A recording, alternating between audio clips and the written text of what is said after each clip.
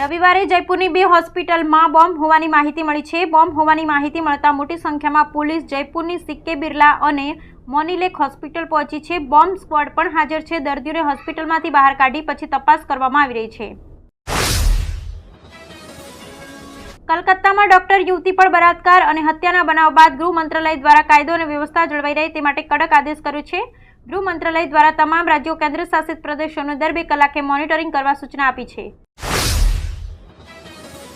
અમેરિકાના નોર્થ કેરોલિનામાં 36 વર્ષીય ગુજરાતીની તેના સ્ટોરમાં લૂંટ દરમિયાન ગોળી મારીને હત્યા કરી દેવામાં આવી। માહિતી અનુસાર એરપોર્ટ રોડ પર ટોબેકો હાઉસના માલિક મૈનાક પટેલની મંગળવારે વહેલી સવારે ગોળી મારીને હત્યા કરવામાં આવી। ગોળી વાગ્યા બાદ મૈનાક પટેલને સારવાર માટે નોવન્ટ હેલ્થ રોવાન મેડિકલ સેન્ટરમાં લઈ જવામાં આવ્યો, જ્યાં તેણે દમ તોડી દીધો હતો। રશિયાના પૂર્વ કિનારે 7.0ની તીવ્રતાનો ખૂબ જ મજબૂત ભૂકંપ આવ્યો છે। આ ભૂકંપ એટલો જોરદાર હતો કે તેના કારણે રશિયાના સિવલુચ જ્વાળામુખીમાં વિસ્ફોટ થયો હતો। રશિયન સરકારી મીડિયા ટાસે આ જાણકારી આપી છે। દક્ષિણ આફ્રિકાએ બીજી ટેસ્ટમાં વેસ્ટ ઇન્ડિઝને 40 રને હરાવી દીધું। આ સાથે જ તેણે 2 ટેસ્ટ મેચની સિરીઝ પણ 1-0થી જીતી લીધી છે। બંને ટીમ વચ્ચે ટેસ્ટ સિરીઝ પ્રથમ મેચ ડ્રો રહી હતી। વેસ્ટ ઇન્ડિઝ સામે દક્ષિણ આફ્રિકાની આ સતત 10મી ટેસ્ટ સિરીઝ જીતી છે, જેમાં તેમના સ્પિનર કેશવ મહારાજે રેકોર્ડ બ્રેક પ્રદર્શનની મહત્વની ભૂમિકા ભજવી। મુખ્યમંત્રી ભૂપેન્દ્ર પટેલે વિશ્વ પ્રવાસન સ્થળ તરીકે ખ્યાતિ પ્રાપ્ત સ્ટેચ્યુ ઓફ યુનિટી એકતાનગર સાથે વડોદરાને જોડતા રસ્તાને હાઈસ્પીડ કોરિડોર તરીકે વિકસાવવાના કામો માટે ₹381.16 કરોડની મંજૂરી આપી છે।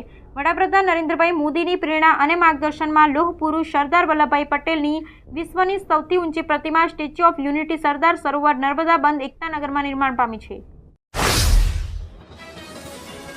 ઝારખંડના પૂર્વ સીએમ અને જેએમએમ નેતા ચંપાઈ સોરેને આજે ભાજપમાં જોડાઈ શકે છે। તેઓ પોતાના કેટલાક ધારાસભ્યો સાથે દિલ્હી પહોંચી ગયા છે।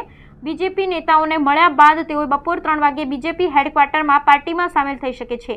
સૂત્રોના જણાવ્યા અનુસાર ચંપાઈ એર ઇન્ડિયાની ફ્લાઇટ દ્વારા દિલ્હી જવા રવાના થયા છે। ચંપાઈ સતત શિવરાજસિંહ ચૌહાણના સંપર્કમાં છે।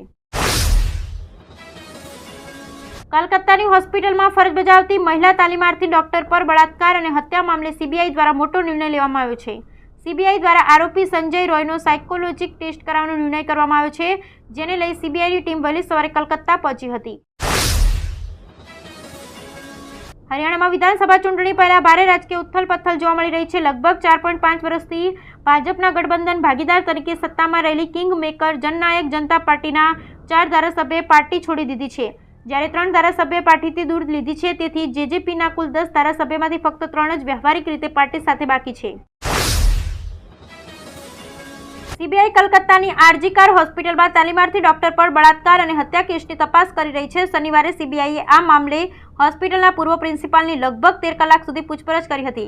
મોડી રાત્રે ટોળા દ્વારા હોસ્પિટલ પરના હુમલાને ધ્યાનમાં રાખી પોલીસે કાયદો અને વ્યવસ્થા જાળવવા માટે હોસ્પિટલની આસપાસ બીએનએસની કલમ 163 લગાવી દીધી છે।